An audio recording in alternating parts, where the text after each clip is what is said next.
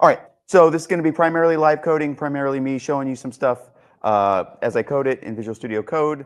There is a repo for this. If you go to my GitHub, I'm easily found on GitHub. There's a TypeScript workshop. You can pull it down.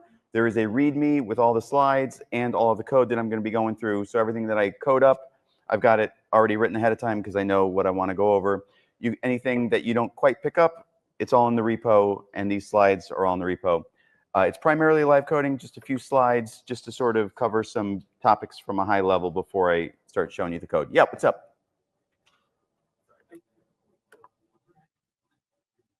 You should fight for it. Throw hands. A little louder. Oh, my repo, TypeScript Workshop. I think it's pinned. A-R-A-C-K-A-F. It's weird and dumb. But just Adam Rackis GitHub, and you should find me pretty easy. Yep.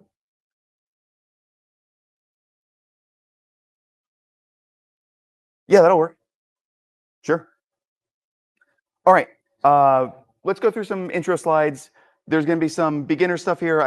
Just show of hands. Who here has never used TypeScript before? Anybody? Okay, cool.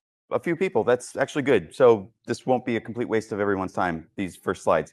All right, so bear with me. We're going to start at the very bottom. We're going to move a little bit quick, and we are going to cover some advanced topics. So if you already know TypeScript, there's going to hopefully be plenty of content here for you. All right. Course info, like I said, here are the slides to the repo and to these slides. The slides link to the slides.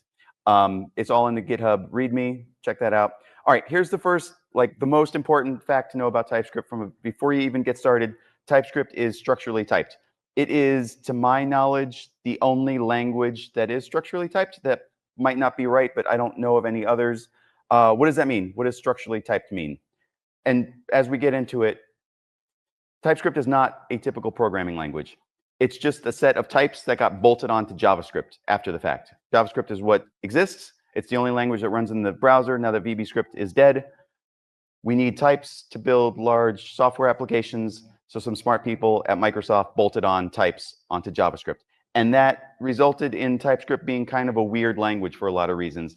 And that's why. If you see stuff that's totally different than other languages, it's because this is just sort of a set of typings that were rammed onto an untyped language, which is JavaScript. All right, so what does structural typing mean? What does it mean for a language to be structurally typed? Every other programming language that you know, Java or Python, not Python, Java, C#, any typed language is going to be nominally typed. The types define the values that a variable can hold. So if you say that a variable is of type X, then you can only assign instances of X or subclasses of X. It's things that we sort of take for granted without thinking about it. Structural typing means we only care that the type defines a structure, and we can define any variable that matches the structure. And that's still not clear. So here's some code to make it a little bit clearer. Here's some C# code. We've got a class called point that has an X and a Y property. And we've got another class called point2 that has an X and a Y property. You cannot assign those classes across each other. If you declare a variable of type point, you cannot assign an instance of point2 because they're different types, and there's no inheritance relationship between them. So even though they look the same and they have the same properties, you cannot assign instances of one to a variable that's declared as the other. And you sort of take this for granted without thinking about it. In TypeScript, it's the opposite. You absolutely can assign instances of a class to a variable declared as some other class if the structure matches. That's why it's called structural typing. And in fact, if you declare a variable of this point1 class, you can even assign just a vanilla JavaScript object to that variable. So we declared this variable of type point1, which is a class with an X and a Y. You can assign just a vanilla object literal so long as the properties match up. So long as you have all the properties that are there, TypeScript is totally fine with it. And that seems kind of crazy. No other language does that. Like I said, this is how we get types in JavaScript. This is how we bolt on types into JavaScript. We need that sort of flexibility. Otherwise, things would be a lot less convenient for us. All right. Now I'm going to go through a whirlwind of things that we should know about TypeScript before we start live coding. Types can be of literal values. This is kind of useless, but we can declare a type called false that only holds the false value. We can declare types that are of only a few different string literals. So this type paths, the valid values for this paths type is the string /admin/users or the string /admin/settings. If you assign any other string to a variable of that type, it's invalid. And you can just do weird stuff. You can say this type weird, it can hold false, or the number 12 for some reason, because that's the easiest number for me to type on my keyboard, or this string. You can just combine these types together if you want to, and that's going to be relevant in a bit. So I want you to think about types as hierarchies. Think about types as sets of valid values that can be assigned to that type. TypeScript has a whole sort of hierarchy of types, and we're not going to spend a lot of time talking about this.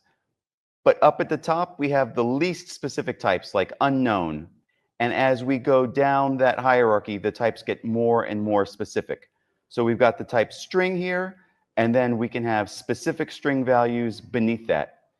And the reason why I'm bringing that up is I want you to understand the syntax A extends B. And I'm going to code all this up and we're going to walk through it. These are just a little bit of preliminary stuff that I just want to talk about before we code it. When we say A extends B, what we mean is that A is lower on the types hierarchy. So if I say X extends string, that means X is either a string or it's a more specific type of string, like a string literal. So this type paths extends string would be true because paths is a more specific type than string. Because it's lower on the hierarchy, it's a more specific type than string. Or they can be the same. String extends string is also true. When we declare a variable of type A, we can assign anything that's a value of A to it, or anything that extends A, something that's more specific than A.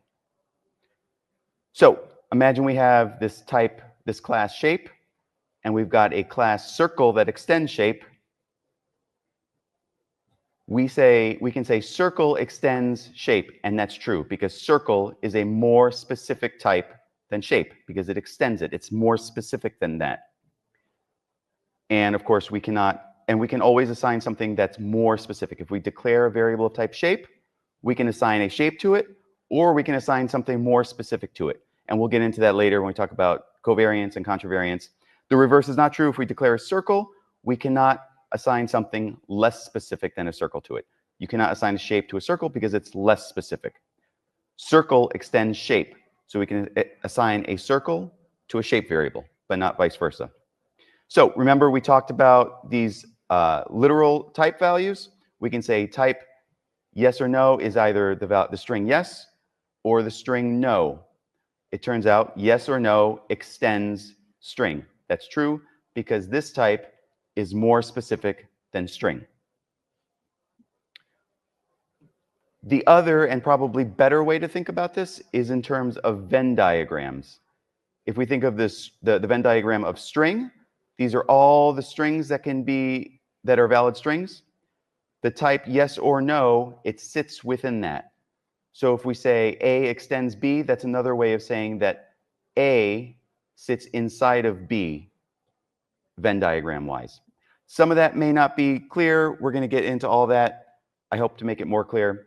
A few other little bit of minutia. In TypeScript, the types trail the variables, and you see that with a lot of other contemporary languages like Swift that aids in type inference. So we can oftentimes drop the type annotation. We can say let x : number equals 12, or we can say let x equal 12, and then TypeScript will be smart enough to infer that x is a number based on what we assign to it. TypeScript's your friend. Don't let it be your enemy. If TypeScript is yelling at you and you're getting angry, just shut it off. Just assign to any, use TS, ignore error or whatever it is.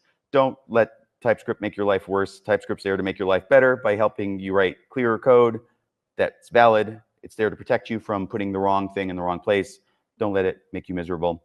We'll get to as much of this as we can in 2 hours. We'll see. I'll get to the important stuff. If you want to learn more, these books are superb. Programming TypeScript and Effective TypeScript. This latter book, the author drew inspiration from the famous Scott Myers sets of books, Effective C++. There was like 4 editions of it, and this is almost as good a writing. They're both superb books. Anybody have expense budgets that you need to burn through in the next 20 days or so before the year ends? Matt Pocock has got a great TypeScript course. It's not cheap, but like I said, if you have an education budget that you need to burn through it on that. I can't recommend it strongly enough. And that's that. All right, let's start the live coding unless there's questions. If there are, please hit me up anytime. All right. I want to go a little bit quick on this. Yo. I would read them in order. The one on the left, and then the one on the right gets a little more advanced. And don't worry, I will make this bigger. All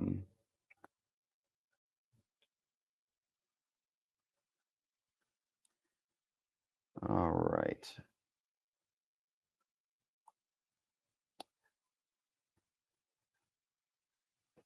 All right, here we go. Now it's everyone's favorite. Tell me when it's big enough. Oh, that's one more. How's that? Can we read that? More? More bigger. All right. Hell yeah. Let's see. All right. So like I said, when we're using TypeScript, type inference is going to be really, really important. So rely on that whenever you can. We do not have to put types on our variables when we declare them. We can just assign a value and let TypeScript be smart, and it will infer things as a string. If you don't want to do that, you are free to put your type if you want, like that. That's valid too. And of course, if you assign the wrong thing, TypeScript will yell at you. Nothing revolutionary there. I'm going to start to move a little bit quick because we have less time. I want to talk about typing functions.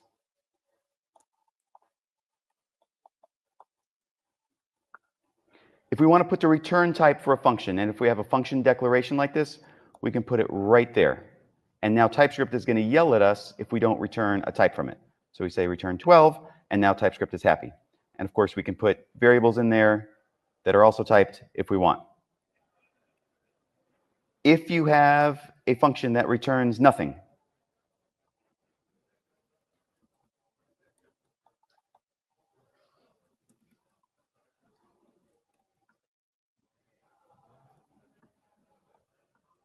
something like that,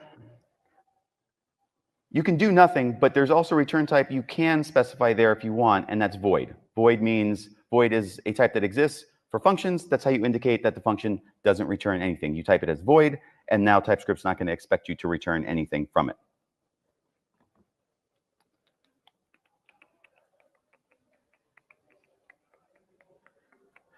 We can declare types, and we can declare types that are functions. We can say type 2 strings, return number.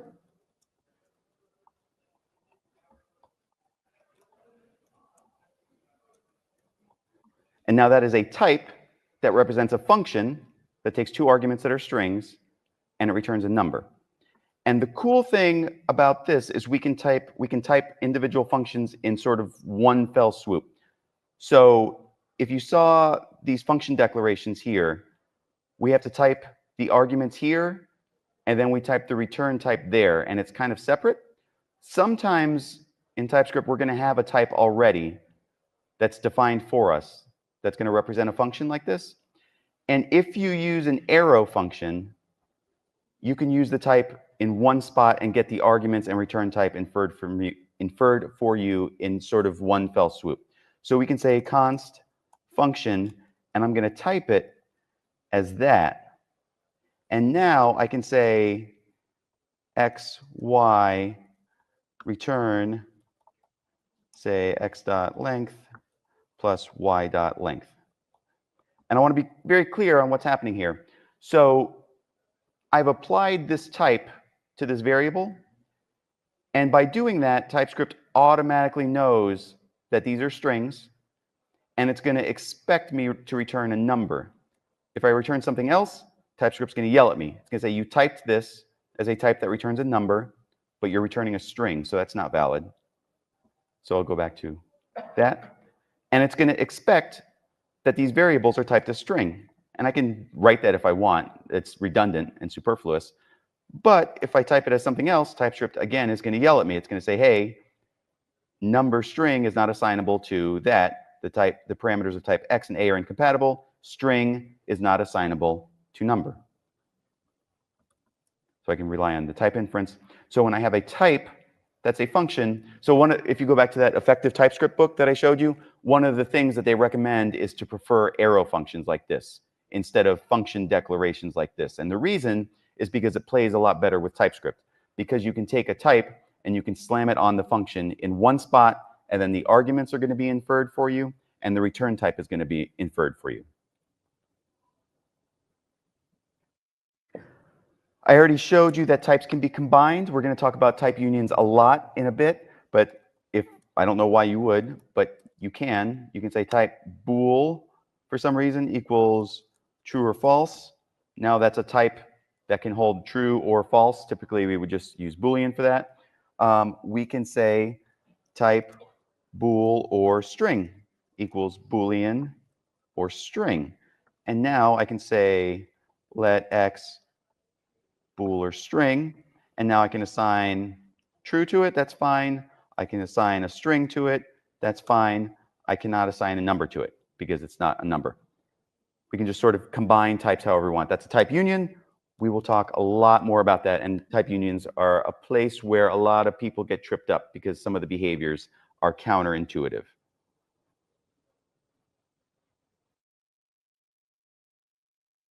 All right, let's wrap this up, this first section. I want to start to move a little bit quicker so we can get to some of the more interesting topics.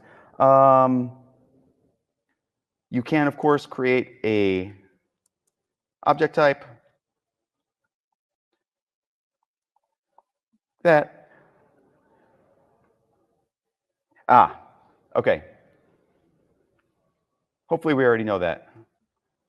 Here's a trick that's good to know. Let's say you have some default state in TypeScript, like you're using Redux or you have some object packet, some default state for somewhere in your application, title,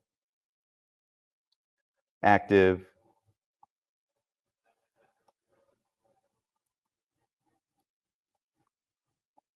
something like that. And now so you started with the value, and this is not uncommon. You have a value already in JavaScript in your application logic, and now you need to sort of extract a type from that. And a lot of devs will do this. They'll say, all right, well, I need a type for that, so I'm just going to say type state type, I don't know, equals, and now they just sort of duplicate all of this. And this is a type now, so that's going to be a string, that's going to be Boolean, and that's going to be number. And I mean, that'll work, and now you can apply the type like that, and that's fine. But TypeScript gives us a really nice shortcut. Watch this. Equals type of default state. And now, just like that, TypeScript has reached into the value that you give it and has sort of pulled out the type that's equivalent to that object. So keep that in mind if you ever find yourself sort of copy pasting a bunch of properties from a value that you started with in order to extract a type out. That is what type of is for. Real quick, I want to talk about tuples for just a minute because they come in handy sometimes. We can say type string number tuple. As you can see, I've done this before.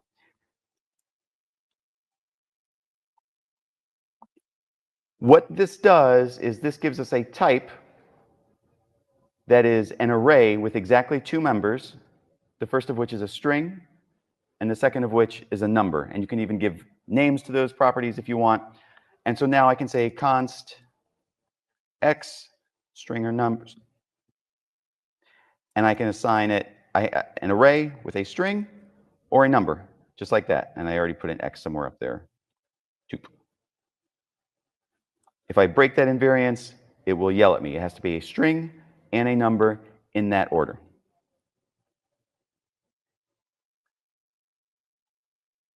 All right, that's good. For any questions about any of this? I skipped through a lot of stuff. This is usually a longer workshop. I want to get to the interesting stuff. If there's any questions, please don't hesitate. Yo.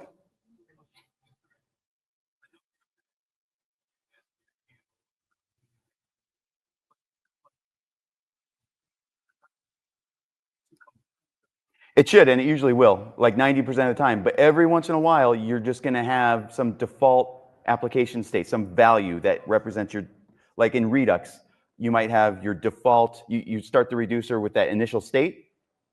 And so if you want, you can just extract the type from that state that you start with, and then you don't have to define everything twice. It's just a little trick that comes in handy sometimes. But yes, 90% of the time, you're going to start with a type. Yo.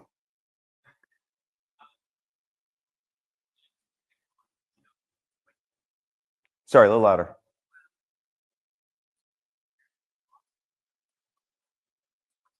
You lose hoisting, yes. All right. So I'm a little worried that I hope this is advanced enough, and I hope I'm covering useful material for you. Hopefully, this again, the generics. I know you guys, most of you have used TypeScript, and I'm sure you've used generics a million times. Here is, so I'm just going to run through it, and I want to cover some sort of important bits along the way. And I can, here's my sandbox. That's what I want. All right, stop that.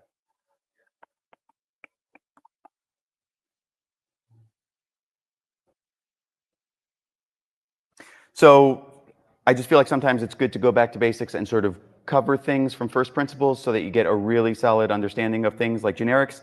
And that's what I want to do here. And I promise we will get to some more advanced topics in generics, like generic constraints and such. All right, but real quick, I want to write a hypothetical function, sort of a filter untyped.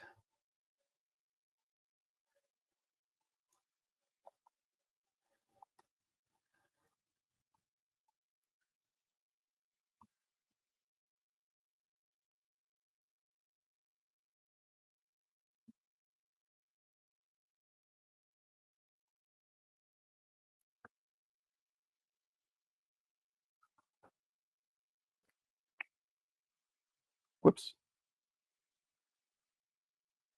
There we go. That looks better. Okay, so let's just pretend that the array type doesn't already have a filter on it. And let's just pretend that we were going to write a function to filter an array. So it takes in an array of something, and it takes in a test function, which takes an individual value from the array, and it returns Boolean. And we're going to return a new array that represents the items from the original array that passed the test, just like regular old array.filter. And so if we were to write this, we would say something like const array is any equals an empty array for const val of, I just realized this is a brand new computer. I haven't set up Copilot on it yet. That's why a lot of this crap should probably be AI generated, but just bear with me. I'll type it out as fast as I can. If test of val result.push val return result. Okay, that'll work. What's the problem? It's untyped, obviously. So we can pass any junk array in here, and none of these types know anything. So it's all any. There's no type checking at all.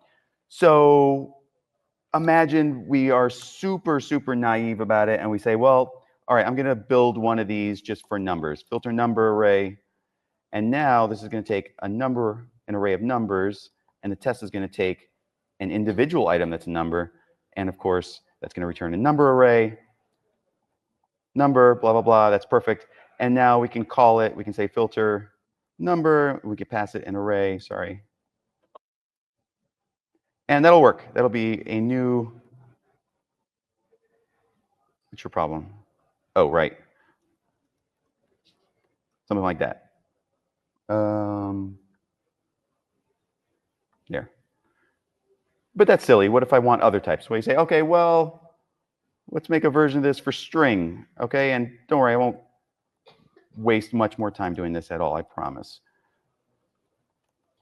String, that's a string, that's a string. And you can sort of see what I'm doing here, right? Every time I create a copy of this, this type is going to change. Well, what if I want to write a function that takes any type? So instead of filter string or number or whatever, I want it to work with any arbitrary type t. I want to take an array of t's, and whatever that array of t's is, this test is also going to take an instance of that single t. The Boolean stays where it is, and it's going to return an array of those t's. And I want to be able to use that t inside of this function right there. And of course, TypeScript is screaming at me. It doesn't know what t is because we need to declare it, and we put it there. And that's what generics do. Generics allow you to pass a new type of function into a new type of argument into your function. Instead of just passing values as parameters, we can pass type arguments now. We can pass a type into this filter. And whatever that type is, we can use it inside of here. So now, if I want to call this new function, I can say, let's say I have an array of numbers still. And I don't need to write the type, but I will anyway. So how do I call this function filter? For now, let's just say,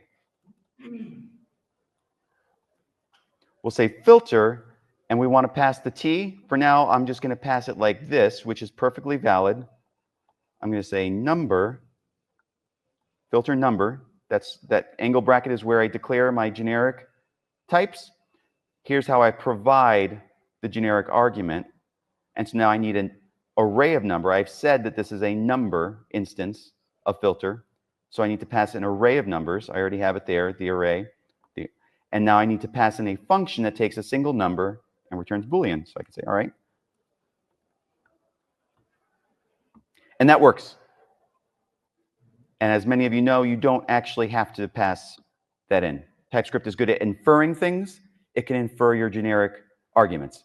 So TypeScript saw that I'm passing in an array of numbers.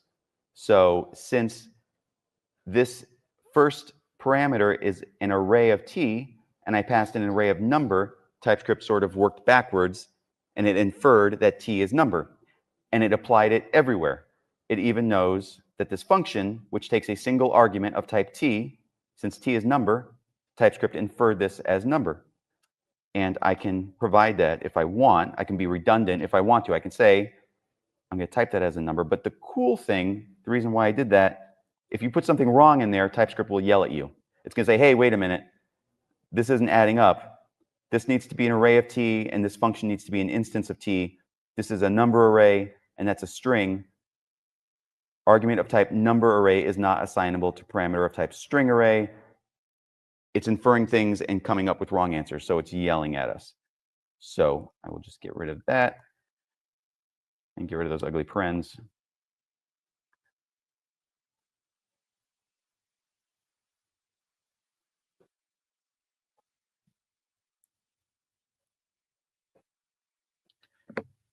And if you didn't know, classes can be generic as well. We can say class foo, t1, t2.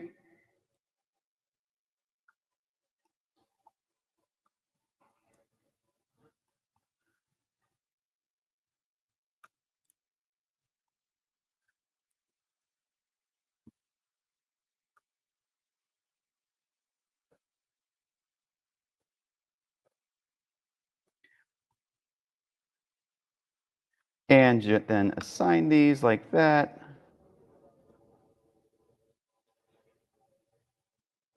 So I've got a class, foo. It takes two generic types, t1 and t2. I declared some properties, blah, blah, blah. And then same as before. I can say const f equals new foo. And let's just say number string. And that means that the first constructor argument, since I said number for P1 is going to be a number, I'll say that, and then that. And that's perfectly valid. And like before, we don't have to provide those. Since the constructor is typed and we've provided TypeScript a way to infer what these types are based on what we pass to the constructor. It's no different there. So if I pass 12 as the first constructor argument, TypeScript is smart enough to see that T1 is number because I passed it in there, and similarly T2 with string. All right. And then, all right, let's take one more quick look.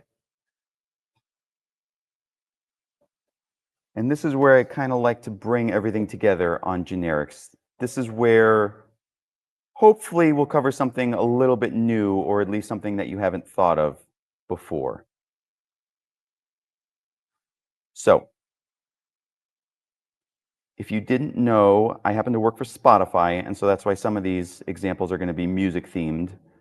The code I work on is a little more complicated than this, but this is hopefully enough to get the point across.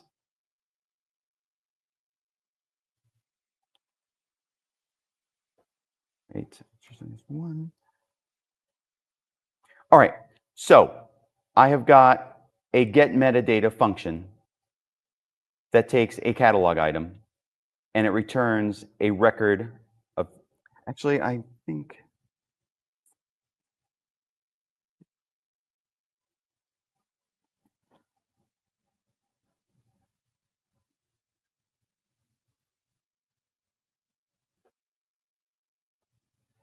tell you what, let's take a 5-minute break. We've been going at this for a few minutes.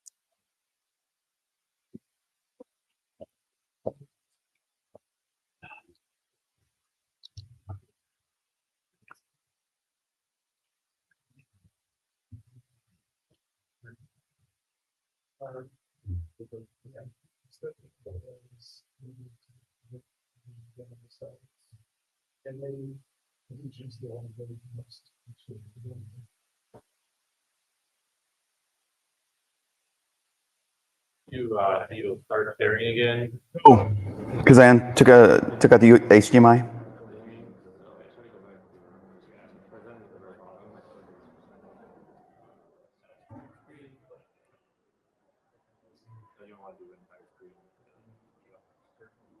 Sweet. All right.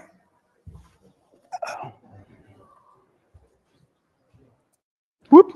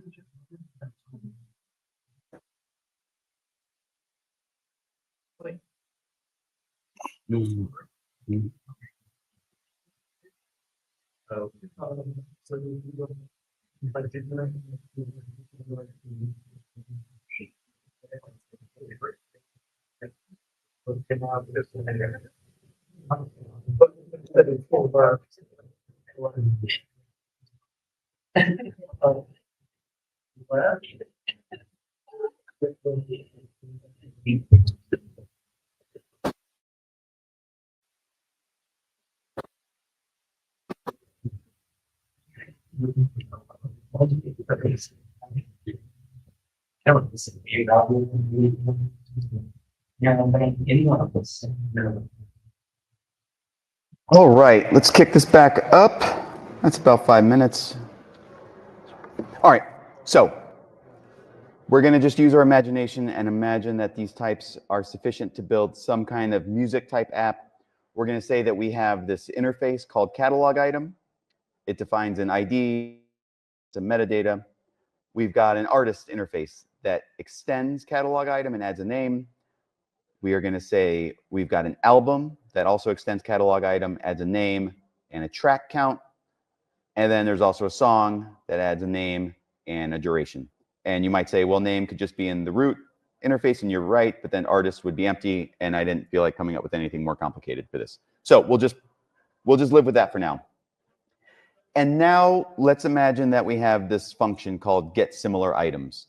We want to pass something into it, and we want to get an array of that same something back that are similar. And there's some backend service that's going to use machine learning and figure out what that is.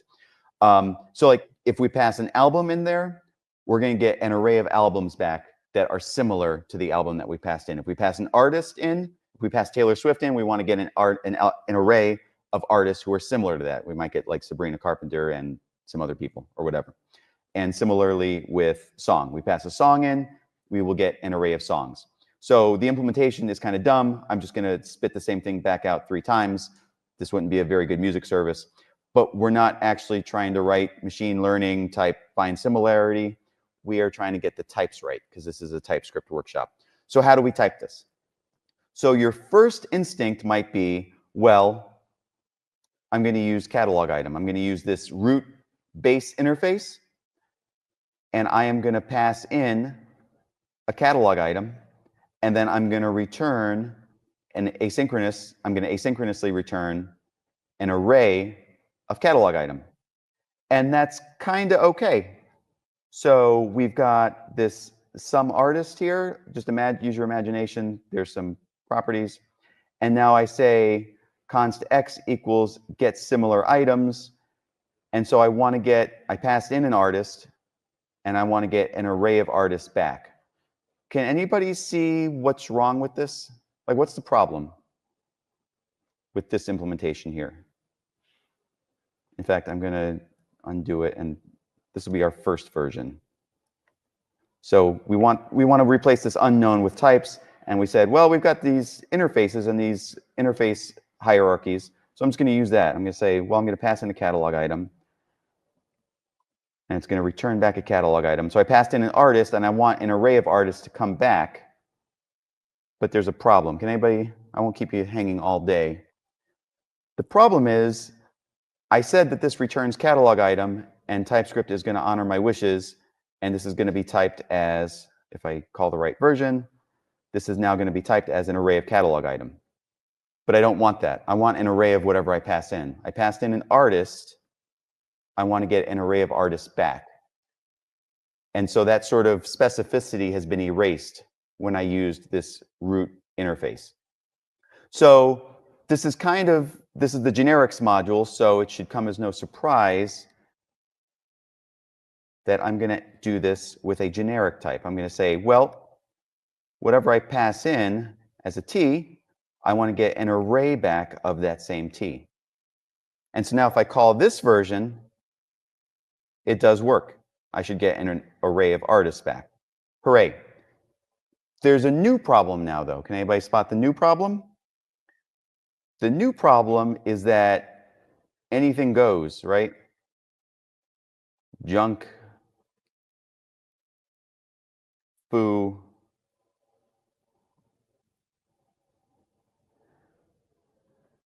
and now if I can TypeScript's like, if I say const y equals get some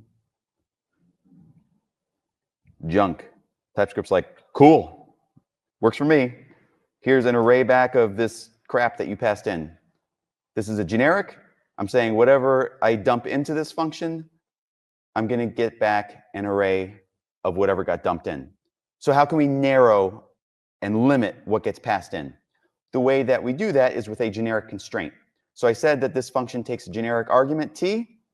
Right now it'll take anything. The way I narrow that is with the extends keyword. T extends catalog item, and now this is an error. It's saying argument of type foo string is not assignable to parameter of type catalog item. So that's how we sort of get the best of all worlds. When we do this, we can say whatever gets passed in is also going to be the return type. So when I pass in an artist, I'm going to get an array of artists back.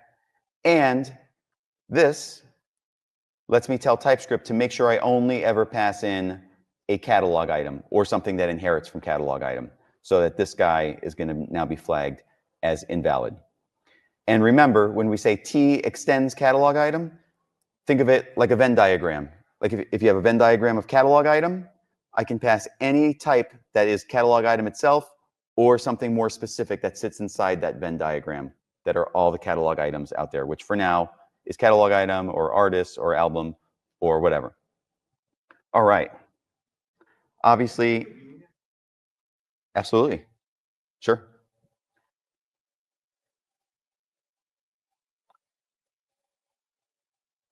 Speaking of unions, that's the next section. So I have got a few quick slides on unions.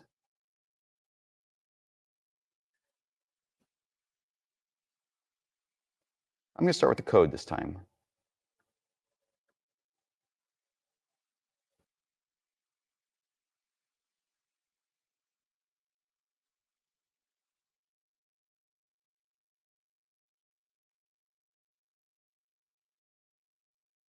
All right, I've got some types defined. I've got a cat type, and I've got a dog type. The cat has a name. It's got whiskers, number of whiskers it has, I mean, just go with it, and the feline breed.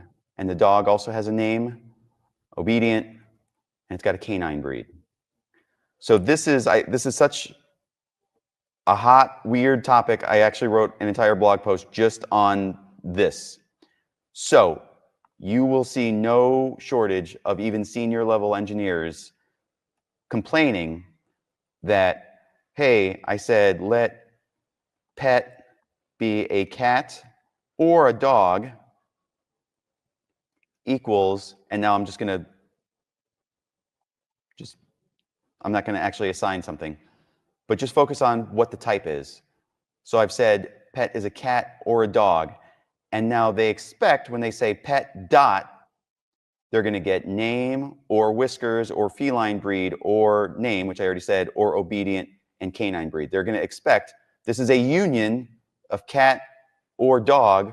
So they're like, I'm going to get a union of all these properties, when in reality, they get an intersection of the properties, which is just name.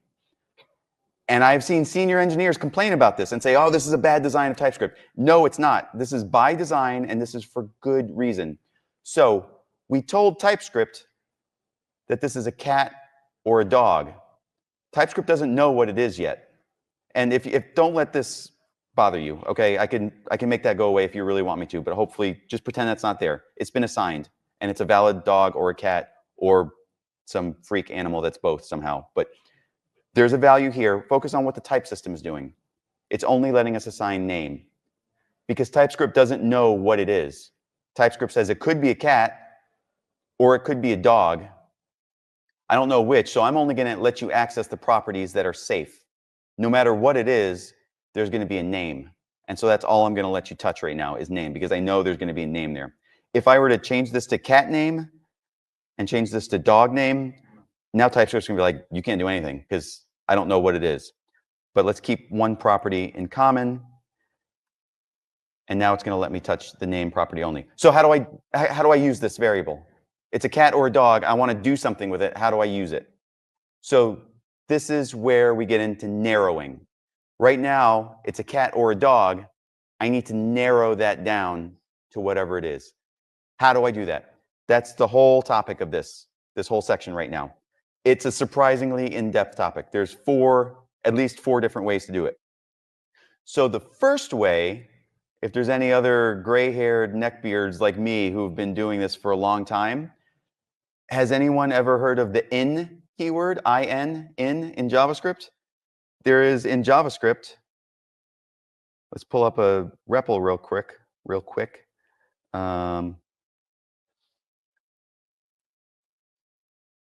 I'll use var, just why not? Do you guys know this? If you declare an object, you can say a in object, and it'll say, yes, that's true. You can check if a property exists in an object. How about B? Is B in object? False. And here's a terrible interview question. Does it actually go through the whole prototype chain or just the own properties? I actually don't know. Let's test it. ToString in object. It's true. Okay, it does walk the prototype chain. So you can test to see if a property is in an object, and it will actually include the prototype chain. So why do we care? Why am I bringing up any of this legacy crap? It turns out that TypeScript is aware of the in keyword, and TypeScript will pay attention to you using the in keyword. What do I mean by that? Well, what if I say if whiskers, if whiskers in pet? TypeScript is surprisingly clever. TypeScript will read the code that we wrote. It will say, I tested for whiskers being in pet. If there is a whiskers in there, then this must be a cat because it's got the whiskers property there, and this does not have the whiskers property. Therefore, this must be a cat. And it does say that, and now it's letting us use all of the cat properties. And it should come as no surprise, in the else, it's going to treat it as a dog. Now I've got the obedient, and I've got the canine breed. So you might say, oh, that's great. That's how I do this. Well, this is not a very satisfying way to be. This just happened to work out well because there just happened to be one property that was unique to one type that I could check, and there's only two types in the entire union. As you write real production code, these unions are going to get a lot grosser, your types are going to get a lot bigger, and they're... Hello? Well, that's... Woo! Woo!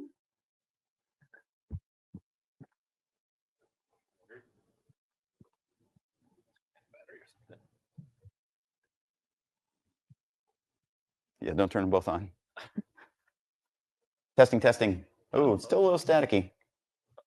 I can go micless if I need to. There's not a lot of people in here. Hello. Sounds like something's buzzing up there. I think it's... Yeah, I think the speak... Let's try with that.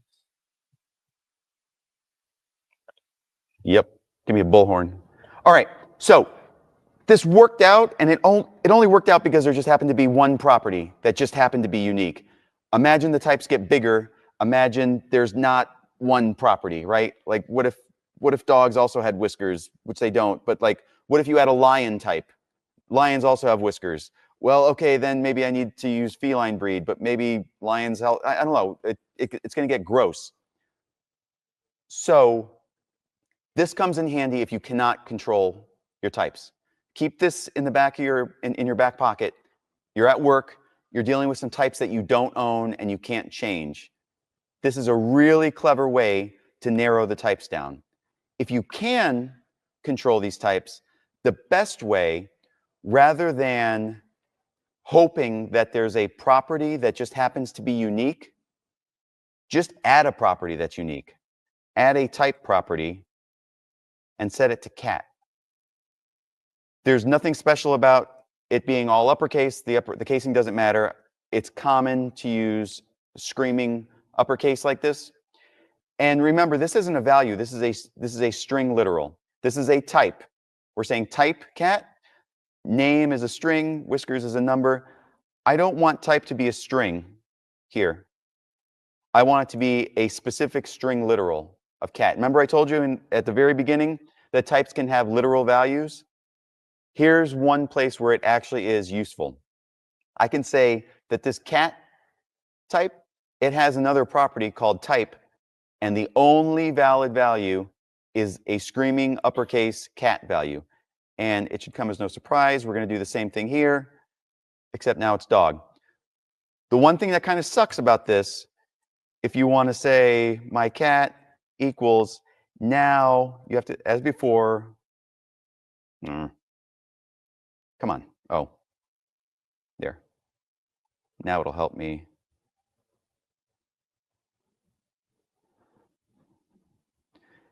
Now it's not valid, right? Now I always have to provide this stupid cat like that. You can make helper functions to make that easier for you. You can take a helper function that only takes in the name, whiskers, and feline breed and slams that in for you. It's a bit of a pain because you always have to assign that stupid uppercase cat. Just deal with it.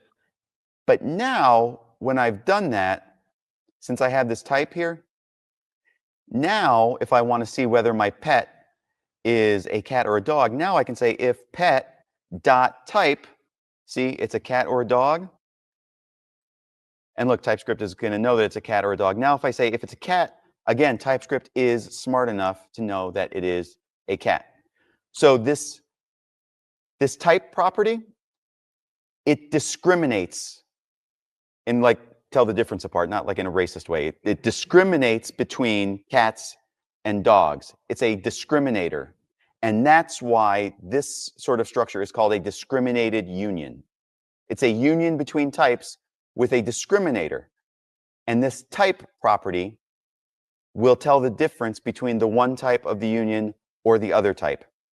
And so now I can say if pet.type equals cat, well, then now it's clearly a cat. TypeScript is smart enough to see what that means. And as before, inside the else, pet dot, and now it's a dog.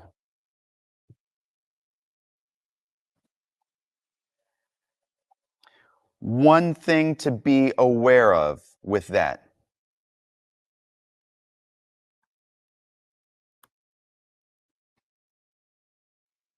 Let's say we say let or const random object equals name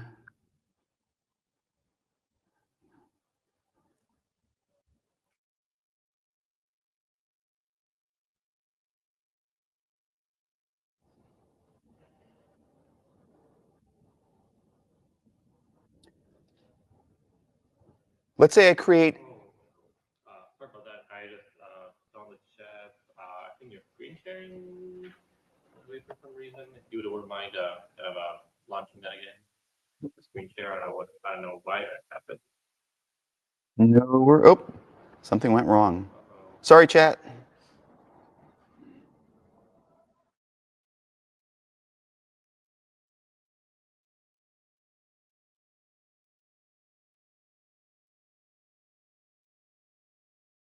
All good? I'm just seeing. I think still. You actually mute yourself and Oh, yeah. the camera.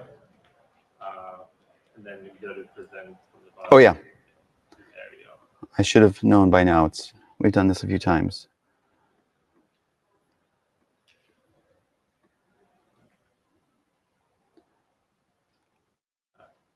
I think we are good to go. Sweet. All right. I don't know where we dropped off, but we'll press on. So remember I said TypeScript structurally typed. TypeScript doesn't care about types. It just cares that the structure is the same. So I've got this random object. In fact, I'm not going to call it a random object. I'm going to say its type is muffins because that's our cat and its name is muffins for some reason. And let's say, or no, I'm going to keep it how it was. Random object. And let's say I have my const, let's say const muffins. The cat is a cat, and I'm going to specifically type it as a cat, and I'm going to assign it to random object. And you'd think that'd be fine. It should be fine. but TypeScript is yelling at us. And let's look at the error. Oh, sorry, let's silence the one warning. And now if I look, it is saying type blah, blah, blah, blah, blah is not assignable to type cat. Types of property type are incompatible. Type string is not assignable to type cat. So this has to do with how TypeScript is sort of inferring these types. When I declared my random object, it is saying that, okay, I'm going to look at your type. Name is a string. Feline breed is a string. Whiskers is a number. And this type is a string. Well, that doesn't cut it. Because to be a cat, this type has to be the literal value cat.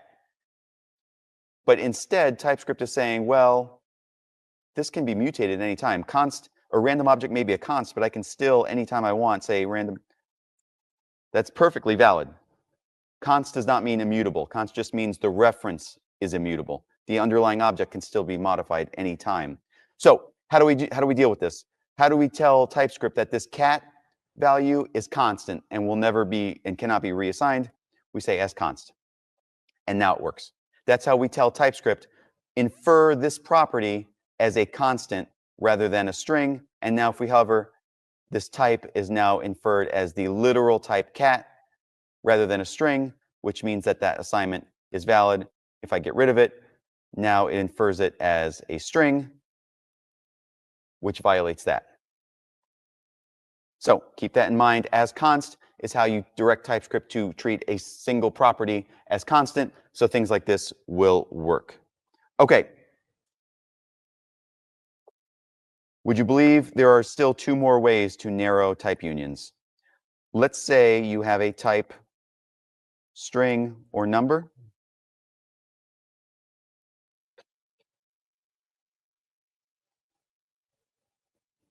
And now let's say let x equal, and it can be a string or number, right? Let's really take this seriously and actually assign a value to one or the other.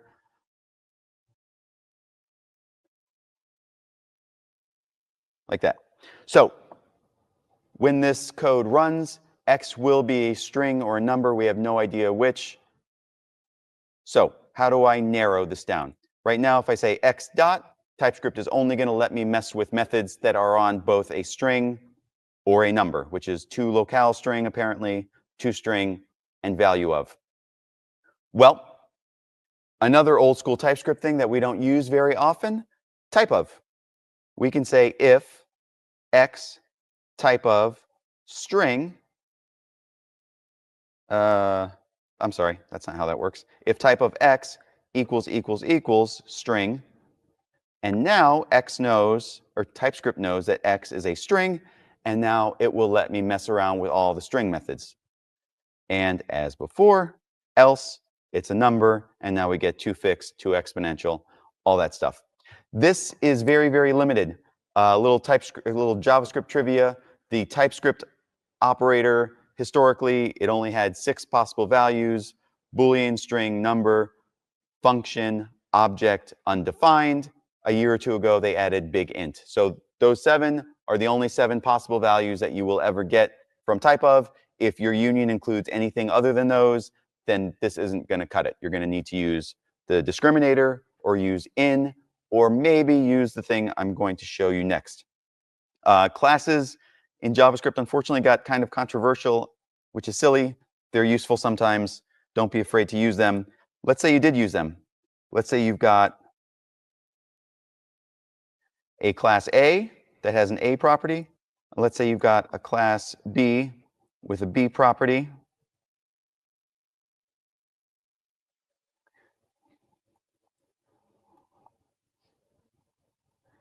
Just like before, and let's let foo equal.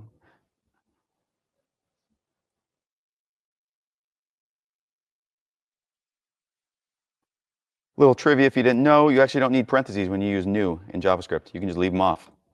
It works. It's ugly. Don't do it. And Prettier is even going to force the parentheses on. But anyway, so as before, there's nothing in common. I mean, just to, I guess, Let's just force something to be in common. Now, it will let me mess with name, but I can't get A. I'm just now wondering, I wonder if I can do, will that work? It should, I think. Yeah, it will work. Okay, so you can do that same old in trick like before, but that's kind of ugly. And again, it's fragile, like we said. Anybody want to take a guess how we can narrow this union? It's another old school JavaScript thing. If there's any other neckbeards in here. Yeah, there you go. So if you are dealing with classes, you can say if foo instance of A. Bless you. And now it will let us treat foo as an instance of A. Or else, now it's a B. So instance of works for classes and only classes, or constructor functions, I guess, which are kind of the same thing. Type of is good for primitive types, things that JavaScript will use type of on. Otherwise, we can use discriminated unions, or we can use that little in check that we saw. Any questions on any of that? All right. If you're following along in the repo, I'm going to skip the React section. Typing TypeScript in React, just use it's straightforward. It's the same principles. You just have to use the FC interface, and then your props will be typed. It's the same principles here. You just have to know which. You just need to know how to use the types package from React. Most of you have used it already, and I don't have the full time for this, so I want to get to actually more interesting content here. Conditional types. Yes, this is where TypeScript gets really, really cool and kind of weird. Unions. We're just going to skip React. Conditional types. All right. What is a conditional type? Here's the simplest possible conditional type, which is also useless. We say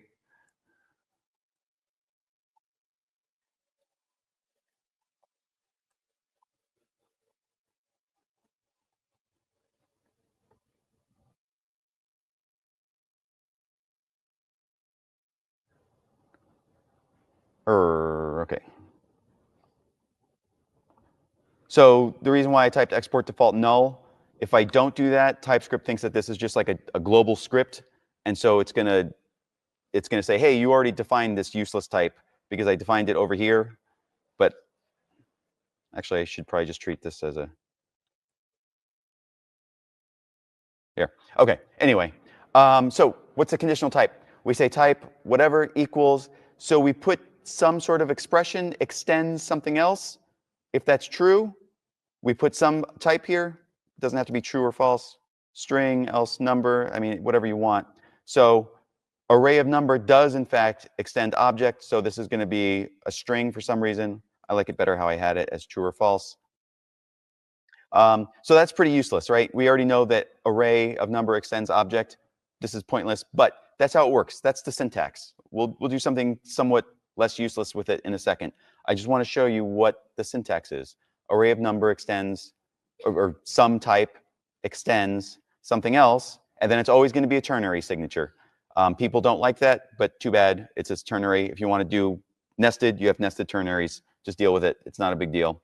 And then some type as a result, if this is true, else false. Okay, let's make it a little bit less useless for now. Let's say type is array of t. It's a generic type now, which is going to be very, very, very common, equals t extends array of unknown. True, else false. And now we can test this out. We can say type A equals is array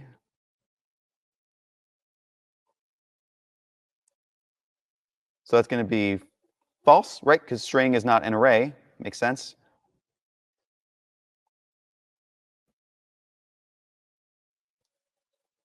B is going to be true because that is an array. Again, still pointless. We already know that a string array is an array. We don't need to pass that into a conditional type to figure that out. How can we actually make this a little bit useful? I just love doing that. I love the 2/ thing. All right.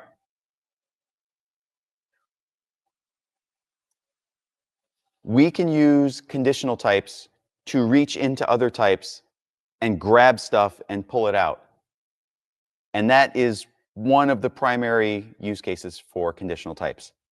We can do type array of what? Of t equals t extends array of, bear with me, u never. I haven't talked about never. Don't worry about it. That's basically like your null in TypeScript, sort of. So I'm passing in some generic type, and I want to say, hey, if t is an array of something, return back to me that something. So if I were to call this,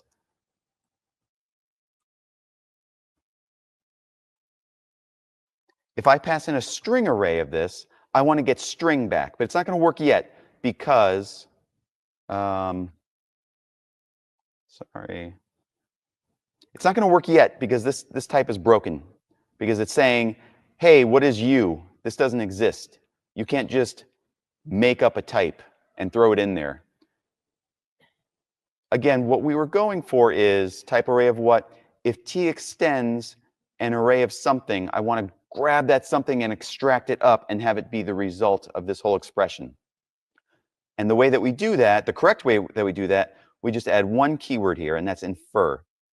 We say, hey, TypeScript, if this is an array, if t is an array of something, grab that something, infer it as the variable u, and make that the result of this expression. And now, when we look at what x is, it is in fact string.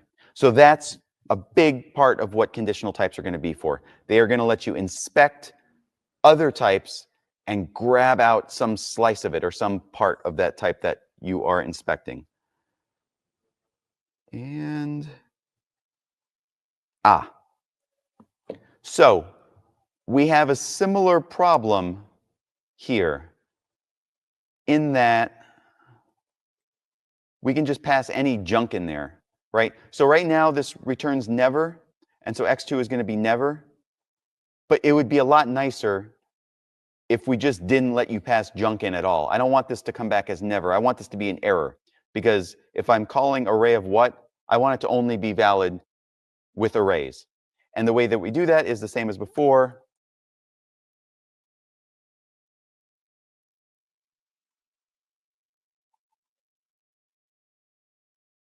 Oof.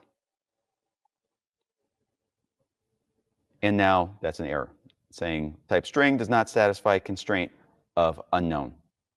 Okay, I have got a few slides on this, because conditional types are actually kind of a really deep, messed up rabbit hole. All right? Covered the basics already. Conditional types and unions. This I haven't covered. I want to cover this on slides because it's just a lot easier to show. Pretend that I have a type called square and I have a type called circle, and they have roughly what you'd expect in those types. And now just use your imagination and say, I want to create this other type called description. It's going to take some type t. If t extends square, I want to return the string literal type 4 sides. Else, if it extends circle, ignore that typo, it'll be round. Else, the string literal dunno. Okay. So this works well enough at first. If I pass in a square, I do get 4 sides. If I pass in a circle, I get round. But what happens if I pass in a union? If I pass in square or circle? You would think it's going to be dunno, right? Because remember that unions are Venn diagrams. It's any value that's a square or a circle. Square or circle does not extend square, because it could also be a circle. Square or circle also does not extend circle, because it could be either. So it doesn't extend either of these. So you would think it's going to be that last string, don't know.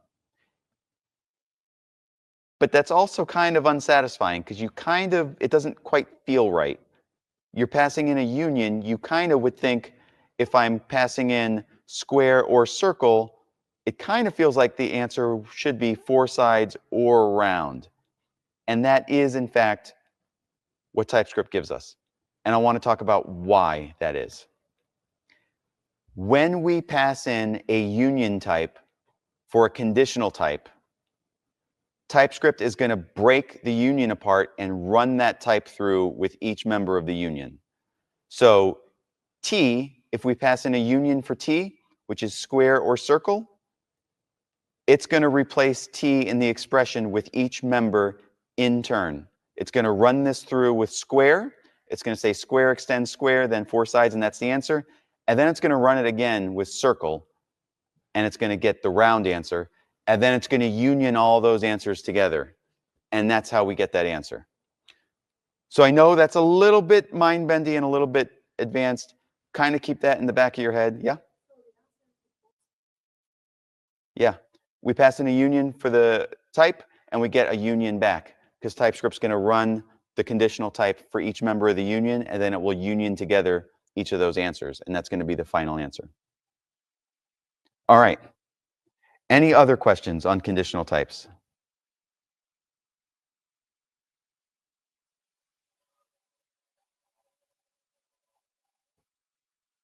All right. String literal types. Fun stuff. It's all fun. TypeScript's awesome.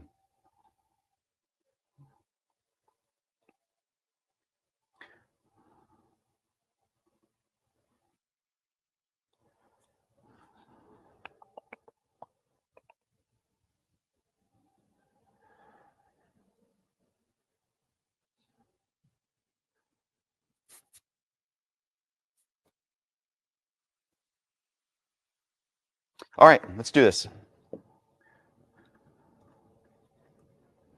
We will get to that, but let's walk before we can run. All right, so do you remember I showed you that in TypeScript, we can have literal values for types. We can have a type that represents just a single string or multiple strings if we want. Hopefully, you've all seen template literals in TypeScript. We can say const s equals hello, and then we can do the $ x or foo, and then we say const foo equals world, right? And then it's going to say hello, and then it's going to stick foo in, so it would be hello world. We've all seen that. The cool thing is TypeScript lets you do that too. You can do that same sort of template literal, but for types. So we can say something like type valid answer junk equals my answer is, and then look at what we do here. We can just say any string. And so we are declaring a type, and it's equal to a string literal that is my answer is, and then any string that you want. And so we can use this. We can say const x is a valid answer, junk, equals,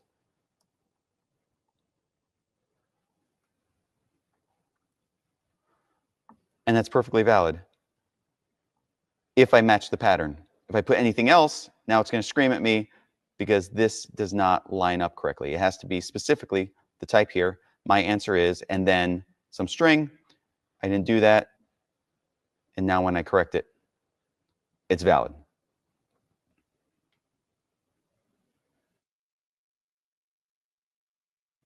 We can combine this up.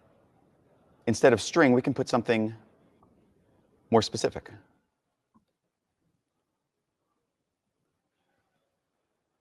Instead of any string, I can limit this to just yes or no. And now TypeScript is going to be smart enough to take that union and run it through with each value of the union. I'm saying my answer is, and then yes or no. And so TypeScript is going to say, okay, works for me. My answer is yes, or my answer is no. And now,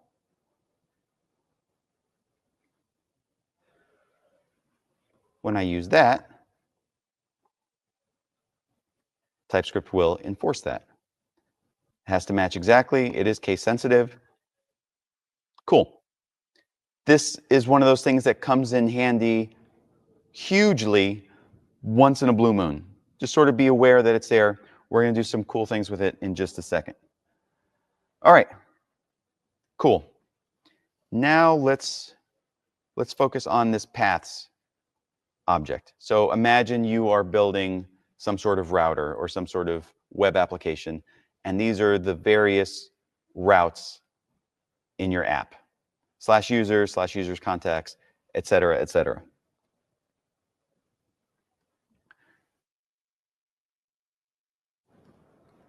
And remember, this is a variable. This is a const. Remember we talked about shouldn't you start with the types? Well, yes, but sometimes you might start with a value. In this case, we started with the paths that are in our web application. We can say type paths equals type of paths lowercase, and now I've got this nice paths that are all the specific hard-coded paths in this object, and that's because I did the as const. You can apply it to individual properties or to the entire object. If I were to remove that, it would be pretty useless, just strings. I don't want strings. I want the actual valid paths that I have. Cool. And so this is an object type paths. It's got a users prop. It's got a user contacts prop that is that path, and so on. I can say type all paths equals paths key of paths. And now I get a union of every path in there. So what I'm doing here is I'm taking this object and I'm just sort of running it through with every possible property in there, every key that's inside this type. And then TypeScript is doing that for me with each key in the type, and then it's unioning all the values together that I'm getting back. So I'm getting back this one, this one, this one, and so on. So what does this have to do with template literals? Well, getting to that now.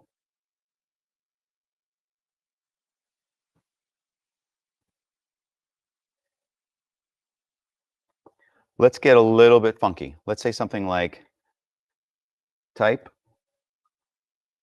pluck paths for, and I'm just going to put an A because we're going to do a few different versions of this. T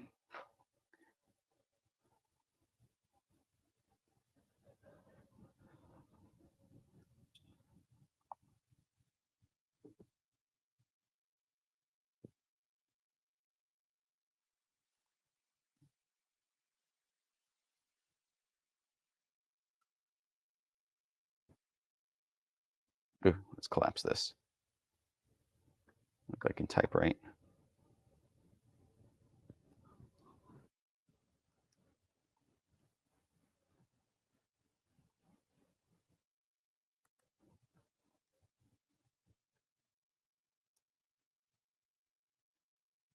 And I will explain all of this, I promise.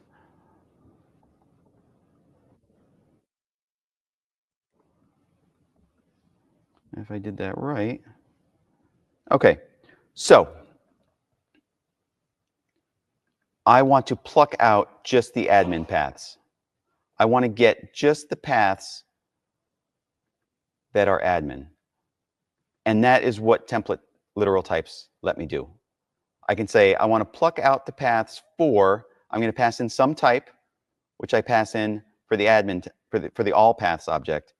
And then I want to pass in a path, and I want TypeScript to use a conditional type along with a template literal type.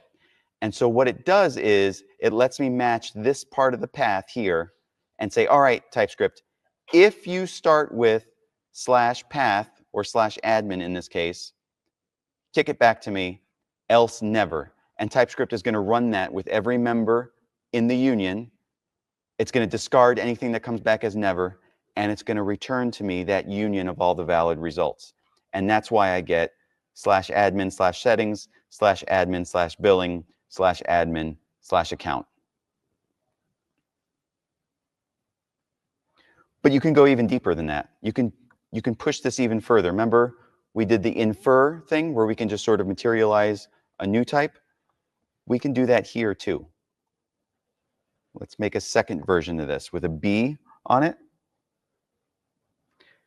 So right now, do you see how I'm getting /admin/settings/admin/billing? I already know these are admin paths because I passed in the path to match on. So it's kind of superfluous, right? I don't need the /admin because I already know that it's there.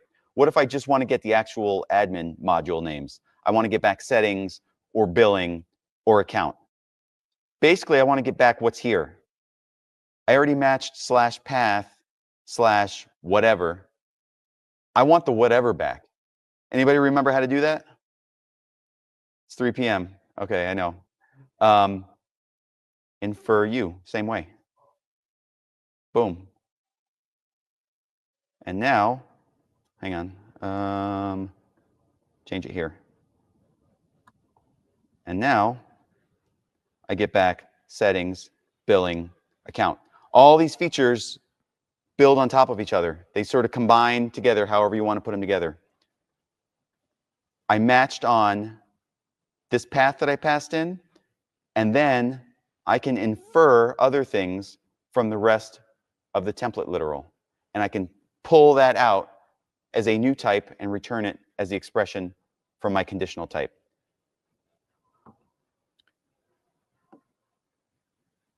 All right, 30 minutes left. Let's just cover some cool stuff. Yo, uh-oh, chat's mad. All right. Okay.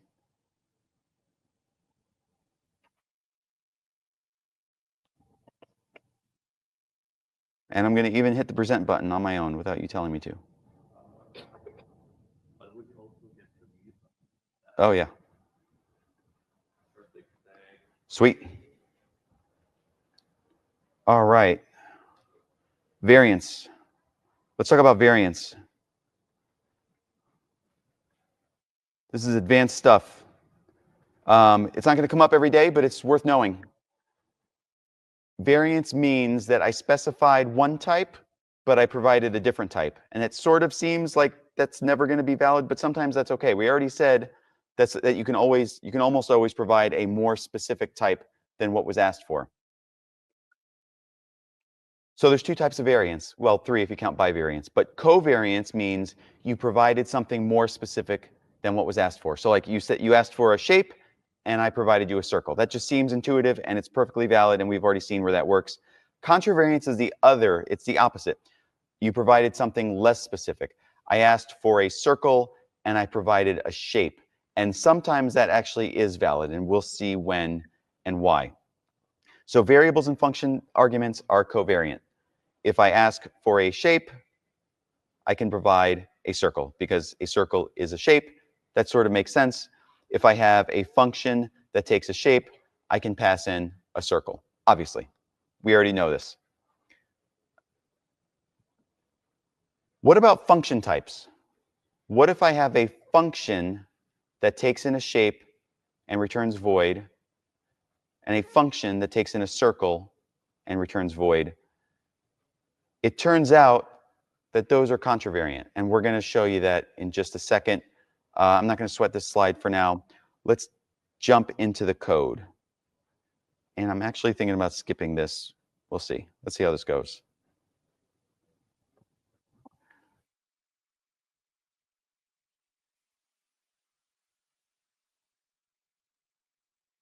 I want to do this real quick, and then I want to show you map types, and then we will get out of here. And thank you all for bearing with me.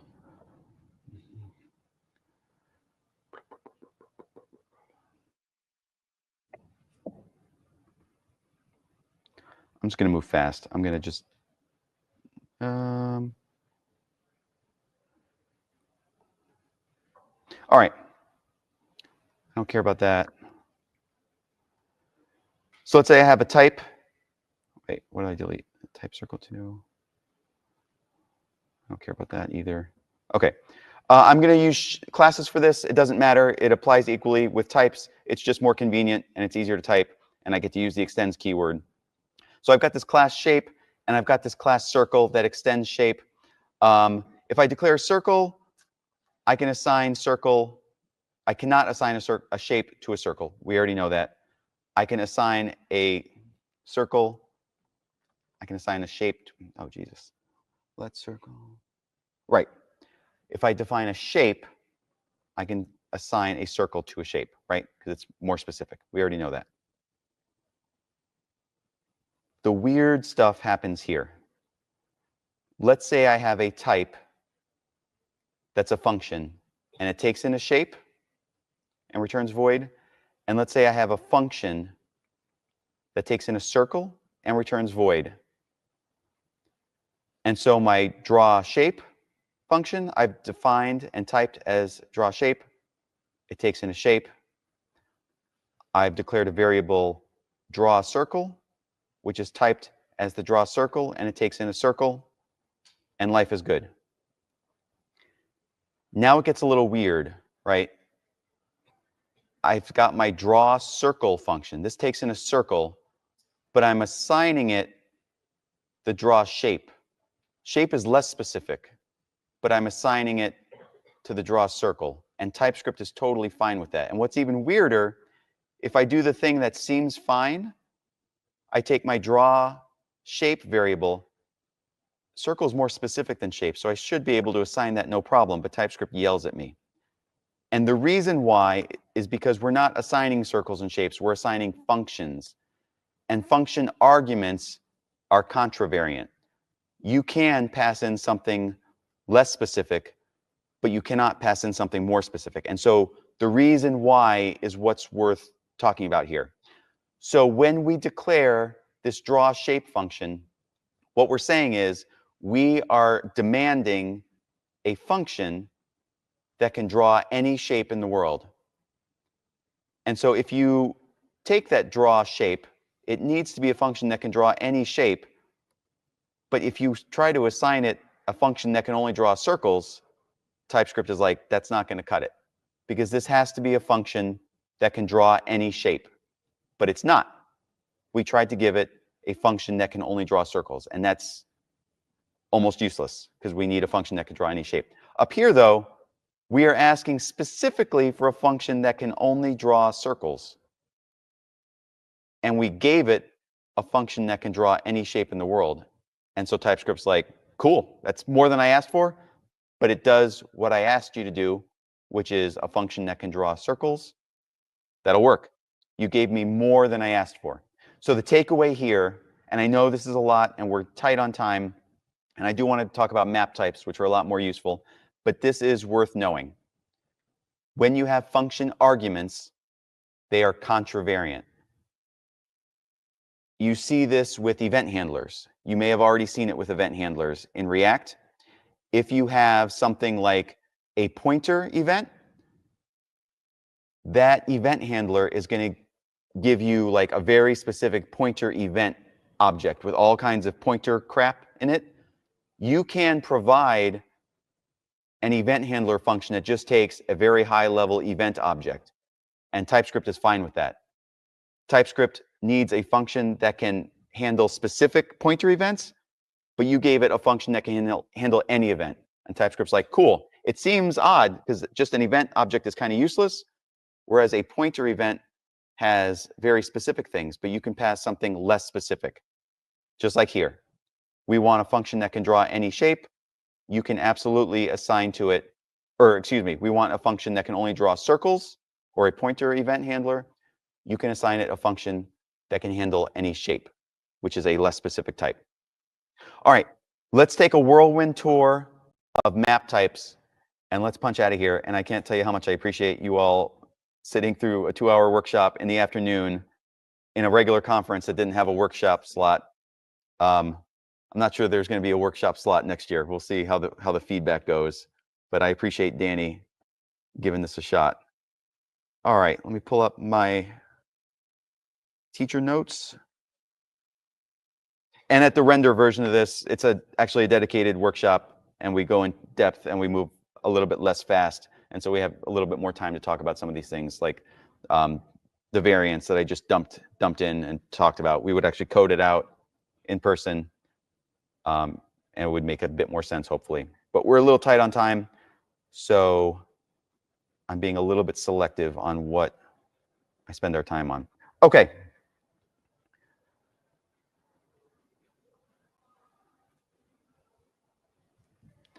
And as before, again, we're tight on time, so I'm going to just cheat a little bit. All right.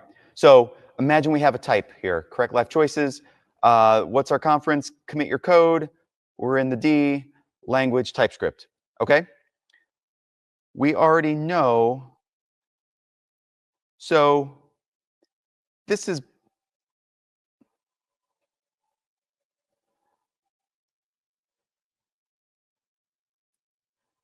let's write our first map type. So the way that a map type works is we have this in expression. So we're building an object, and we have an index type here. That's what these square braces are. And we're going to take K in key of correct life choices. And then for each key in there, what are we going to assign it to? Correct life choices of K. Work, and all we've done is cloned our object. Not very useful, but we can start to tweak and create some variations on this theme, and we can do some really interesting stuff. So what if, instead of just copying the object, what if we wanted to build, what should I call this? What if I wanted to make a more safe version of this, where instead of just giving you the raw values, I want them to be functions or getters. So I want to take this object and I want to map them to, that's why it's called a mapped type. We are mapping one type to another type. I'm running through all the keys, and for each one, I'm mapping them to a function that returns whatever that value is. So now I've got this getters version, and so now I've got a conference property that's now a function that returns commit your code. City is a function that returns Dallas, and so on. But the names are kind of jank, right? Because conference, it seems like a property, but it's really a function. Let's see about naming them a little bit better.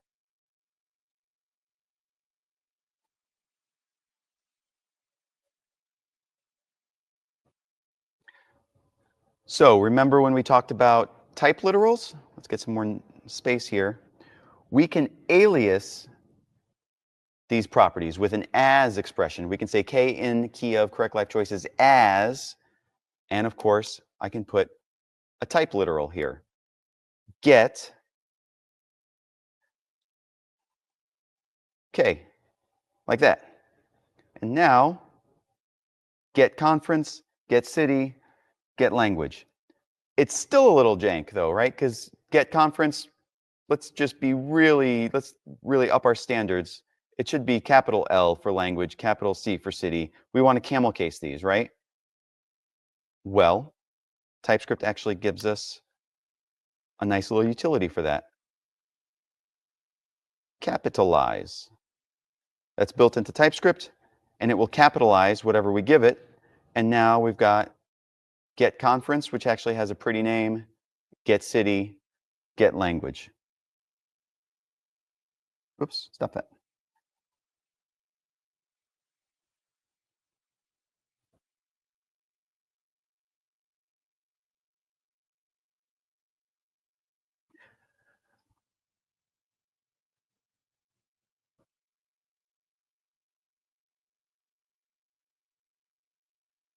All right, let's make a type. Let's say type things that matter in life equal, and let's say K in key of correct life choices. So we're going backwards now. We've already done this. I just want to take this step by step. Capital K, please.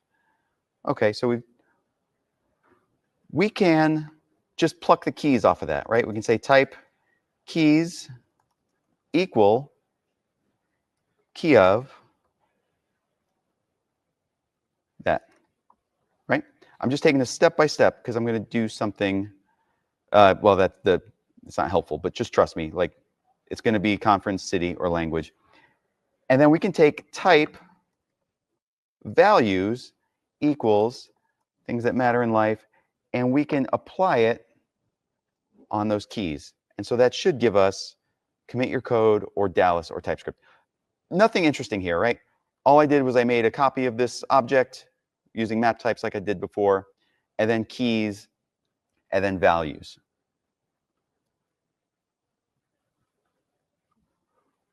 What I'd like to note, though, is you can do all of this at once.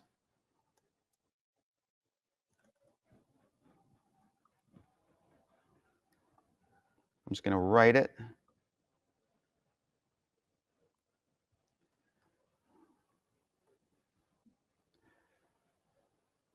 So I moved a little bit quick. So I could have just written this, but it would look kind of crazy at first. It's just a step-by-step. It's just all of these 3 steps all at once, right? So when I create a map type, I say k in whatever, blah, blah, blah.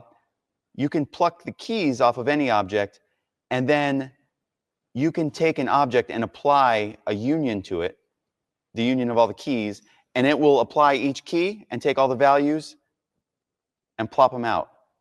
And you can do all of that in line. You can take a type and then apply a key index to it in line, and it will do the same thing, sort of one-shot it. And now to wrap this up, I moved a little bit quick at times. I hope this has been valuable to you. I hope I did a decent enough job at covering the important bits and not moving too quick. Here.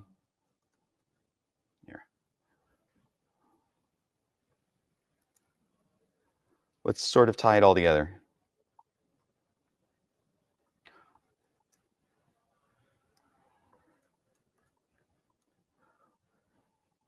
What if I want all the ID fields out of this, but I don't want to like manually copy it? I don't want to manually, because you don't want to manually duplicate knowledge, because then things are going to get out of sync. You want things to automatically update, and based on, I want to automatically pluck the ID fields out of here without manually copying it, because tomorrow I might add a foo ID, and I want foo ID to automatically exist in the other type without having to manually copy paste it.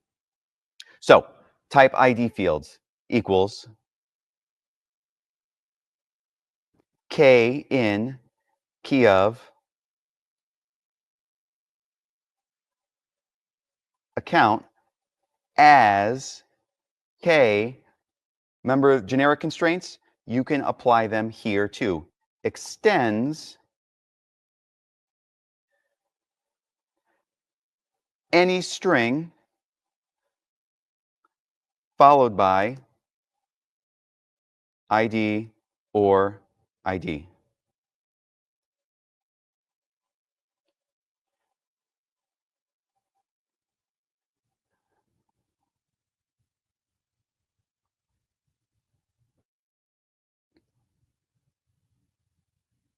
And I get ID, account ID, gamer ID. So k in key of account, like we did before, alias it as k, and now I can apply this constraint. I can apply a conditional type.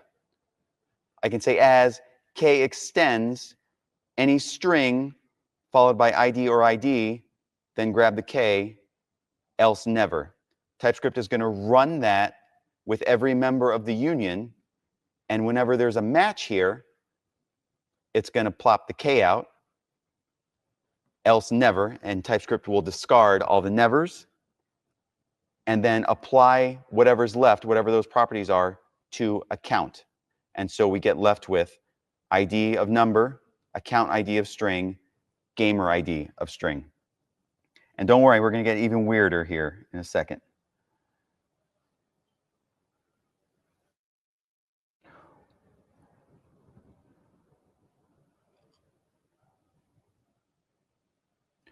What if I want to get just the names of the IDs? And like some of these use cases are a little bit contrived, but I just want to show you how this stuff works so that someday you might get a more realistic use case and know that you can do some of this crazy stuff.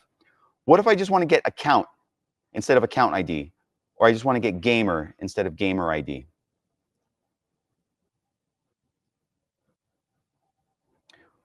So it's the same as before, right?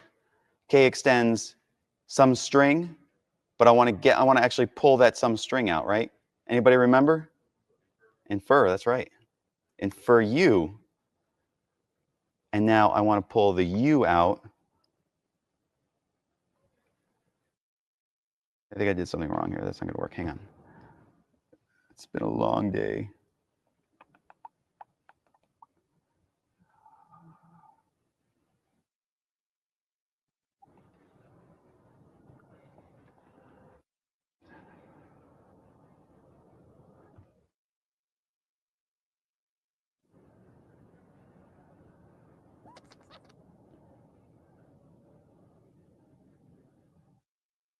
Kind of hazing over. I think we might just call it at that. But hopefully I got the point across.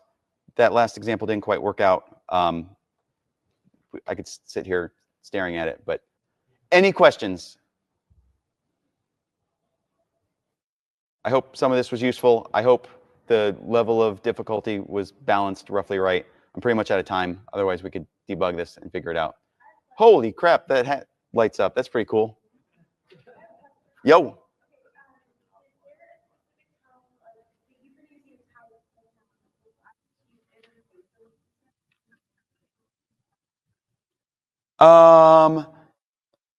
It doesn't really matter. There's a few trade-offs. The performance on one is supposedly better. I forget which is which. Interfaces can be extended. You can use extends with interfaces, and interfaces participate in interface merging. So like if you want to, so like in public typing libraries like React or NextAuth, sometimes you'll want to extend the type, like a session type. Those are usually declared as an interface so that you can redeclare them and add your own stuff in, and TypeScript will merge them together. That's only available with interfaces. So if you're writing like a public library and you want someone to be able to extend your type, you pretty much have to use interfaces. If you want the extends keyword, you have to use interface, but you can use type intersections to extend types as well. What does that say? What does your hat say? Type?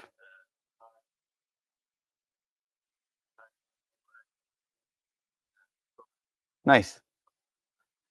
Anything else? All right, we're pretty much out of time. I'm sorry that last example didn't go right. I'm going to check out what I did wrong, but we're out of time anyway. Thank you so much for showing up. It's been a long afternoon, but I appreciate it.